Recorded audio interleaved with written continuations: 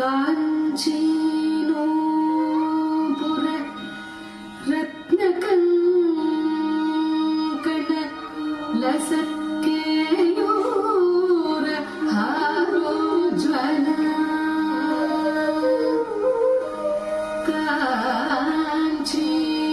काञ्चीनूपुर रत्नकङ्कण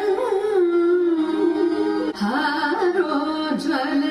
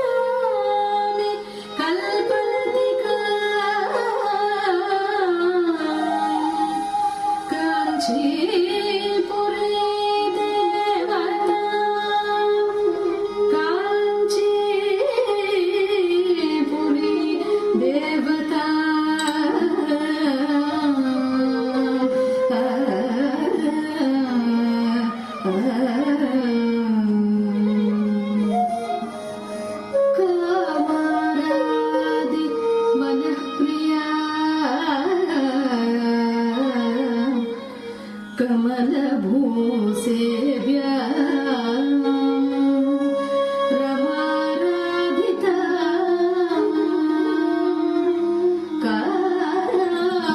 कामाराधि मनःप्रिया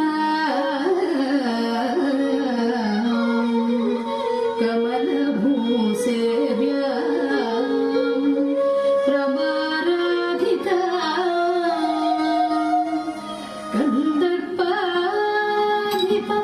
दर्पदास विलसत्सौन्दर्यदीपाङ्कुरा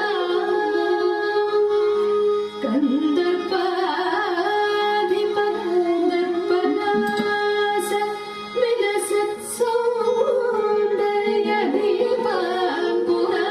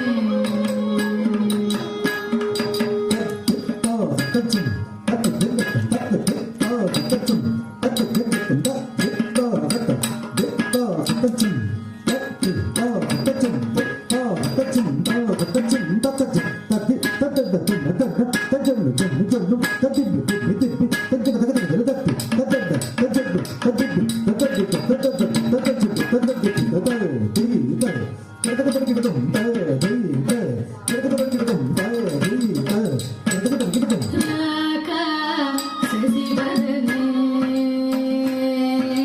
రాక శశివదనే సూరదనే రాక Sasivadane సూరదనే రక్షితమదనే రత్నసదనే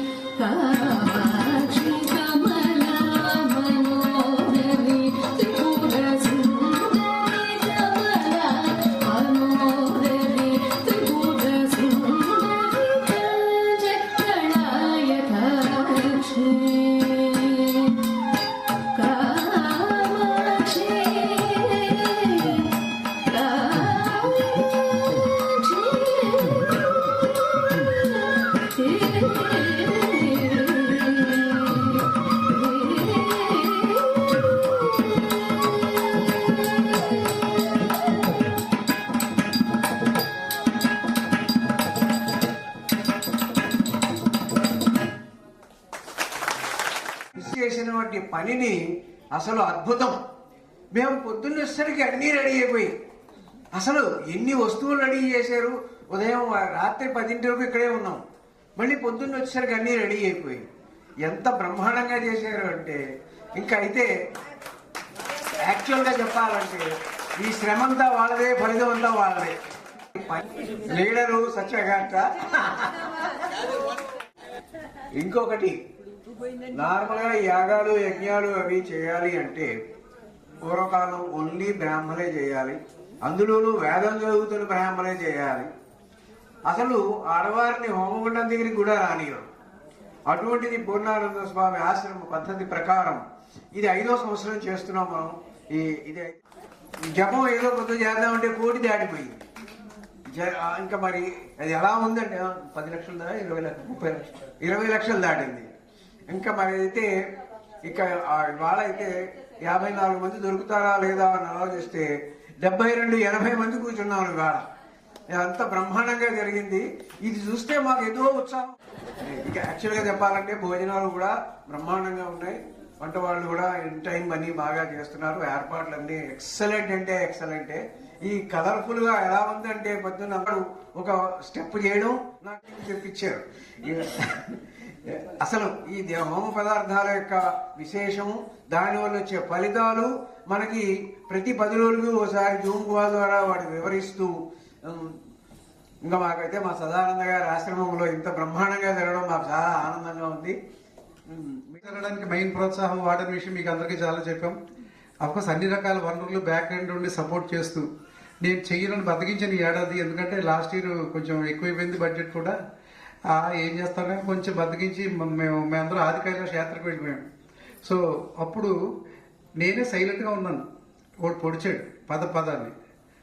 so okay పద అని మళ్ళీ మనం మొదలెట్టాం. ఇప్పుడు అయింది, వాడికి ఉత్సాహం ఉంది, మనకి ఓపిక ఉంది, సదానంద స్వామి అనుగ్రహం ఉంది, పూర్ణానంద స్వామి ప్రోత్సాహం ఉంది, వారి సంపూర్ణ ఆశీర్వచనం ఉంది. మీ అందరూ ఎలాగ వాళ్ళ రూపంలో వస్తున్న దేవతలని మేము నమ్ముతాం. ఎందుకంటే ఇక్కడ సదానంద స్వామి వారు ఒక వాక్యం చెప్పారు, ఆశ్రమ ప్రాంగణంలోకి ఎవరు అడిగెట్టినా పూర్ణానంద స్వామి స్వరూపమే అని. సదానంద స్వామి వచ్చిన అతిథిని పూర్ణానంద స్వామి స్వరూపంగా భావించారు అంటే ఇంకా మనం ఎంత కొట్టగలం. సో పూర్ణానంద స్వామి వచ్చినట్టే. సో మహానుభావులందరూ వస్తున్నారు. నాకు ఆశ్చర్యంగా ఉంది, సిద్ధ పురుషులు యోగులు రావడం నాకు తెలుసు. మిగిలిన వాళ్ళు మీలో చాలా మందికి ఇక్కడ ఎవరు వచ్చారో తెలియదు. నేను ఫోటో పెడితే తప్ప ఫోటోలో పెట్టిన వ్యక్తులు చాలా మంది ఉన్నారు ఇక్కడికి వచ్చేవాళ్ళు. ఎందుకంటే ఫోటోలు పర్మిట్ చేయరు వాళ్ళు.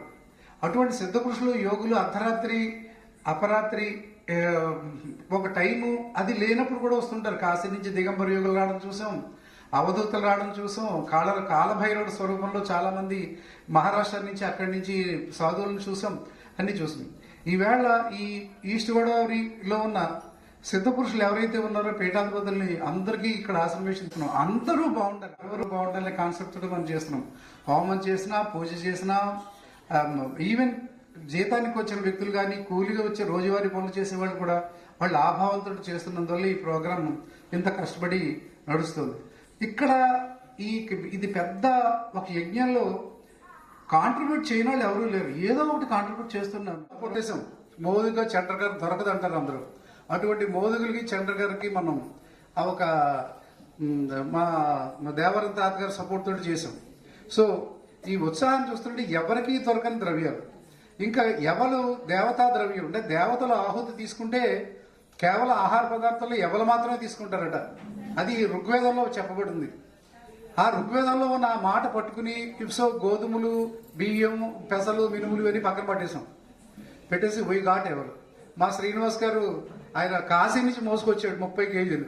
ఈ రోజుల్లో లగేజ్ కాశీ నుంచి ఎలా తీసుకొస్తాం నాకు తెలుసు, ఎందుకంటే ఫ్లైట్లో వెళ్ళడం ఫ్లైట్లో రావడం తప్ప కష్టపడి రైల్లో ఆయన పర్టికులర్గా వచ్చేటప్పుడు రైలు బుక్ చేసుకుని ఆ 30 కేజీల బస్తాలు 2 రైళ్లు మారి మోసుకు తెచ్చాడు. సో ప్రతి ద్రవ్యం ఇది వెరీ పీక్. మాఘమాసం అనగానే మనకి పెద్ద ప్రయారిటీ. అటువంటి మాఘమాసంలో పవిత్ర దినాల్లో ఈ సహస్ర చండీ అనే కార్యక్రమాన్ని మనం పెట్టగలగడం, ఆ ముహూర్తం దిగ్విజయం 40 రోజుల దీక్షగా అందరూ కూడా రోజు పారాయణలు, రోజు ఇంట్లో రెండో పని లేదు అందరికీ కూడా.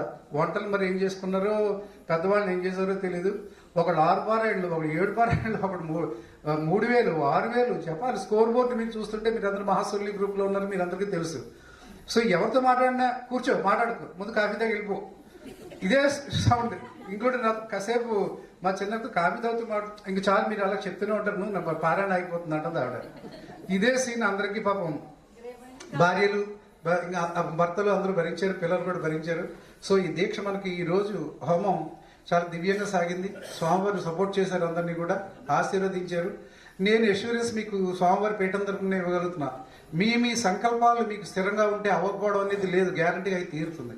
ఏ పని అయినా సరే మీరు ఏ ద్రవ్యం వాడినా మీకు ఇక్కడ ద్రవ్యాల యొక్క మొత్తం ఫలితం మీకు షేర్ చేయబడుతుంది.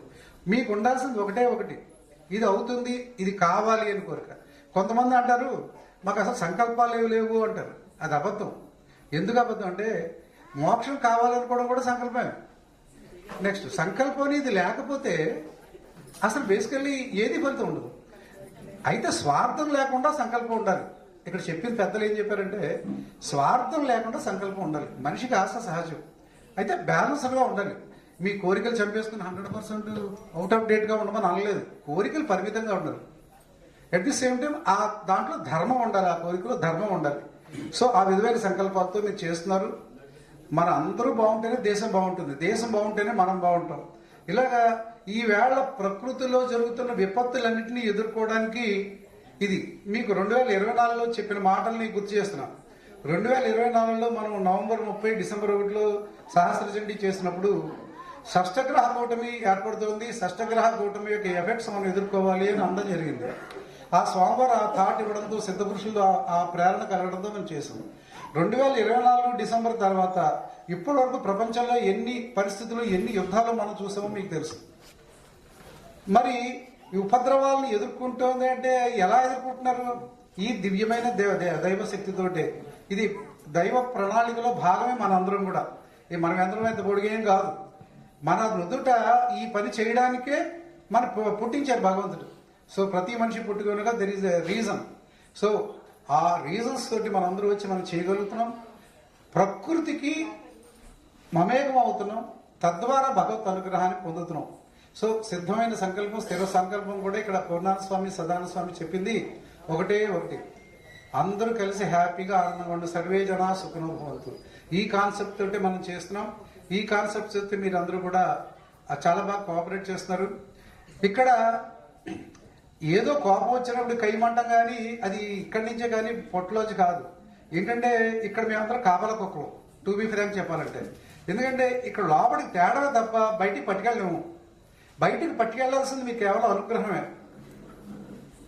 సో ఇక్కడ శిష్యుడిగా ఉన్నవాడి పని ఏంటంటే ఖచ్చితంగా కుక్కే, డౌట్ లేదు. వాడు కాపలా కుక్కే, విశ్వాసం ఉండాలి, కాపలా ఉండాల్సిందే. గురువుకి రక్ష. మా చాలా మంది అంటుంటారు మాం రక్ష రక్ష మమ గురువుం రక్ష రక్ష మమ పరివారం రక్ష రక్ష అని అందరూ చెప్తారు కదా. మీరు బోడి గురువుకి రక్షణ మీరేం కల్పిస్తారు అని కాదండి. గురువుకి రక్షణ మనం కల్పించాం.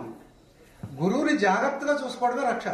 ఆయన టైంకి కాఫీ కావాలో, ఆయన టైంకి పూజ కావాలో, ఆయన టైంకి కాళ్ళు పట్టాలో, ఆయన టైంకి, ఎందుకంటే ఆయన బాగుంటే లోకం అంతా బాగుంటుంది. అందువల్ల శిష్యుడి యొక్క పని అంటే గురువుని కనిపెట్టుకుని ఉండడమే. ఆయన ఏది చెప్పాడో అది చేయడమే. ఆయన ఏది చేశాడో అది చేయమని కాదు. సో ఆయన ఏది చెప్పాడో అది చేయడం. ఆయన చెప్పింది మనకేంటి?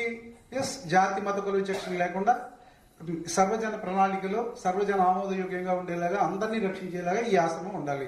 సాక్షాత్తు పూర్ణానంద స్వామి నాకే స్వయంగా చెప్పారు, ఇక్కడ ఆశ్రమం నువ్వు కట్టగలవా? కడతాం సార్. గోదావరి తీరాన్ని ఉండాలి చెప్పారు. ఈవేళ పూర్ణానంద స్వామి వారి పాదుకులు వారి అనుగ్రహంతో సదానంద స్వామికి ఇచ్చారు కాబట్టి ఈ రోజు మనం ఇక్కడ ఉన్నాం. లేకపోతే ఎప్పుడో ప్లాట్ఫామ్లో తిరిగేవాడు, లేకపోతే ఎప్పుడో ఎక్కడికో అసలు ఇప్పటికి ఉండేవాడు కాదు. ఎందుకంటే షుగర్ వచ్చి 40 ఏళ్ళైనా ఉండగలుగుతున్నాం అంటే గురువు అనుగ్రహమే కదా. ఇక డౌటే ఉంది.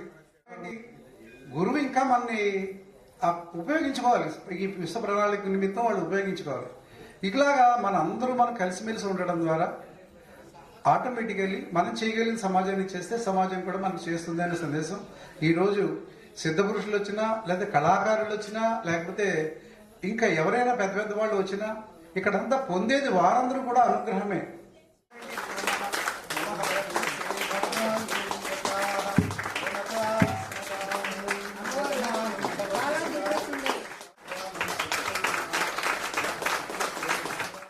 కూడా వస్తారు. ఎంత మంత్రం చేయాలో కూడా ఆయన రాశారు. ఆ మంత్రాన్ని ఏ విధమైన ద్రవ్యంతో హోమం చేయాలో కూడా ఆయన బుక్లో రాశారు. అటువంటి ప్రవీణ్ కుమార్ శర్మ గారు అందరికీ కూడా హృదయపూర్వక కృతజ్ఞతలు, సంపూర్ణ ఆశీస్సులు, పెద్దవారికి నమస్కారాలు.